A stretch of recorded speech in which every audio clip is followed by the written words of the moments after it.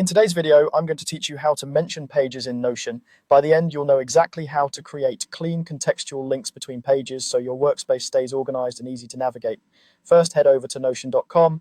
On the home page, click Login if you already have an account, or Launch Notion if you're already signed in on that device.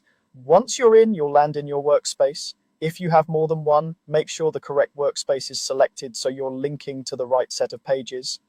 Open the page where you want to add the mention. This could be a notes page, a project hub, or any document where a reference to another page would be helpful. Place your cursor in the exact spot you want the link to appear, within a sentence or on its own line. Both work. Now type the @ symbol on your keyboard, @. As soon as you do, Notion will open a smart drop-down menu. This menu can show people, dates, and pages. Because we want to link to another page, look for the section labeled Link to Page. This section ensures you're creating a proper page link, not tagging a person or inserting a date by accident. From here, you have two options. If you know the name of the page you want, start typing it right after the @ symbol.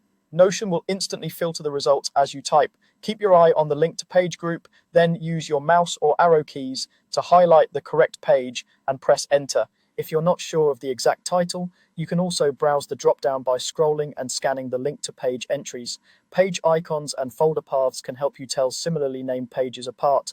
Once you select the page, Notion automatically inserts a clean link right in your text. This link pulls in the page's title and adds helpful context to your document.